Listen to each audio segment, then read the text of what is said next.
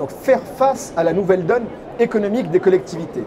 Alors, la nouvelle donne économique des collectivités, on la connaît, ça va être un petit cocktail que je vous propose de regarder. C'est qu'est-ce qui s'est passé ces derniers temps dans l'actualité financière des collectivités. Suppression de la taxe d'habitation. Alors ça veut dire suppression, ça remonte à l'État et compensation à l'euro près, en tout cas sur le papier.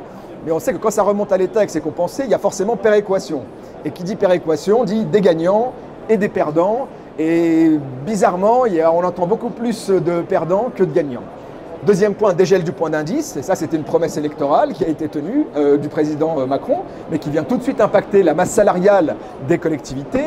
Troisième point, donc contrat État-collectivité, le retour, on les pensait définitivement enterrés, mais le projet de loi de finances 2023 a ressuscité les fameux contrats État-collectivité. Christophe Béchu, d'ailleurs, s'exprime régulièrement à ce sujet. Je salue M. Vigier, maire de Bures-sur-Yvette. Bonjour. Effectivement, alors, les contrats État-collectivité qui ont été ressuscités à grands coups de 49.3 et enfin, l'inflation normale de tous les fournisseurs des collectivités territoriales qui oscille entre 5 et 10%, voire même plus sur certaines offres de produits. Et ce cocktail, effectivement, comment le numérique, dans ce contexte-là, peut servir comme levier d'efficience, et on parlera aussi davantage plus tard de confiance, puisque le numérique ne peut pas s'arrêter dans la collectivité. Le numérique a vocation à faciliter l'exécution de la mission de service public. Alors, dans les réponses d'Euracle, qui sont extrêmement nombreuses là-dessus, on a finalement deux axes. Un plutôt technologique, bien entendu, et l'autre, naturellement aussi, contractuel, puisqu'on a un cadre de la commande publique en France qui est celui qu'on connaît tous, avec naturellement des contraintes, mais aussi quelques avantages. On parlera du marché UGAP de cloud public, donc avec notre partenaire Capgemini. Quatre axes et 4 niveaux de réponse. Le premier, la prévisibilité des coûts. On la connaît, l'annualité, le principe d'annualité des comptes publics est absolument immuable. Et en ce moment, on est donc en novembre, on est en pleine conférence budgétaire en principe. On est dans le moment où on va chercher des fonds, où on va chercher des moyens pour ces différents projets, en particulier sur le numérique. Et l'avantage de recourir à Oracle là-dessus, c'est qu'on est en capacité, quand on est un DSI, de pouvoir discuter très, j'ai envie de dire, tranquillement, on va dire le mot tranquillement, avec son directeur financier, son DGS et son maire, en indiquant qu'on a la capacité de recourir à un fournisseur qui permet d'avoir des coûts prévisibles à horizon 3, 5 ans, peut-être plus, et faciliter ça. Donc prévisibilité des coûts, notamment en matière de cloud, puisque c'est l'un des avantages du cloud, mais aussi puisque nous n'avons pas laissé nos clients historiques sur le bord de la route en matière effectivement d'applications vendues sous forme de licences, donc les applications historiques. Deuxième élément, la réutilisation de ces licences, justement. Puisqu'on ne laisse pas nos clients historiques sur le bord de la route, ça veut dire effectivement qu'on ne va pas non plus leur imposer, comme ça peut être le cas par ailleurs, des transformations dites Big Bang, la transformation numérique, les projets Big Bang. Personnellement, alors je n'ai peut-être pas une aussi longue carrière que certains ici, mais je n'en ai jamais vu fonctionner, en tout cas du premier coup. On dit qu'on a tout le temps le budget pour recommencer une deuxième fois, mais jamais le budget pour faire bien du premier coup. La capacité de faire ce qu'on appelle du, pardon pour l'anglicisme, du BYOL, de Bring Your Own License, apporter vos propres licences, est aussi une capacité de faciliter la transition vers le cloud de clients qui souhaiteraient simplement aller vers le cloud alors qu'ils ont un passé et un historique sur site. Autre point, l'hybridation facilitée. Alors c'est quoi l'hybridation? On parle de stratégie, cloud public, cloud privé, cloud hybride, etc.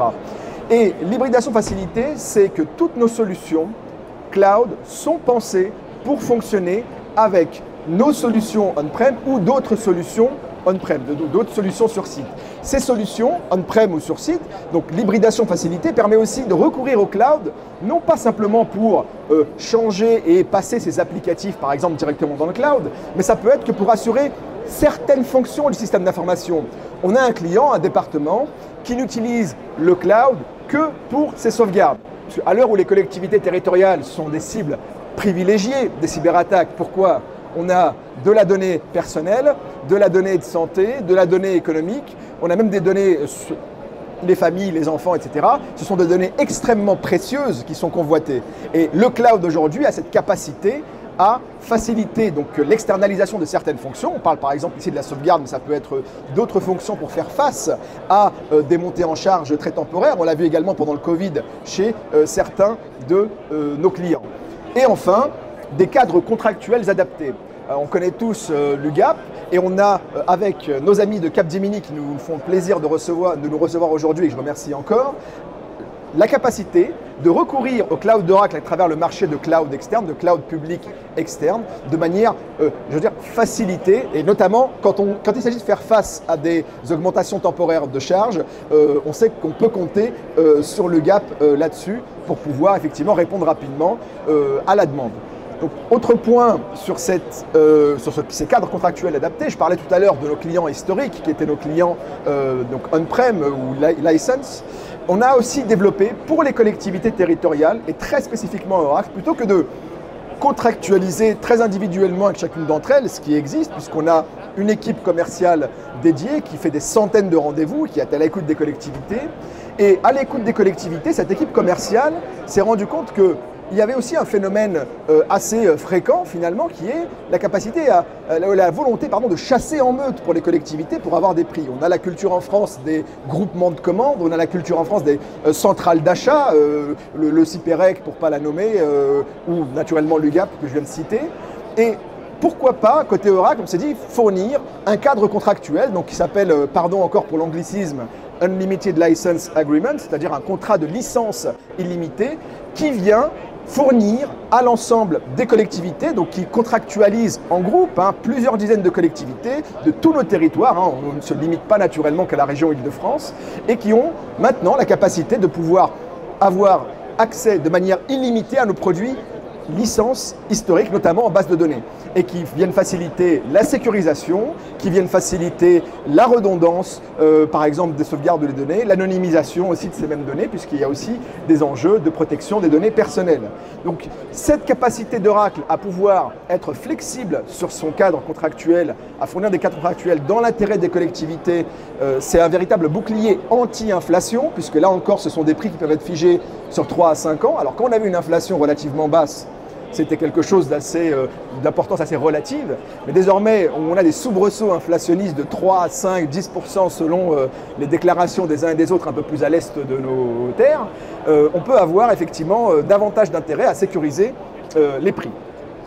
Voilà la réponse d'Oracle à la nouvelle donne économique que l'on vient de parcourir ensemble.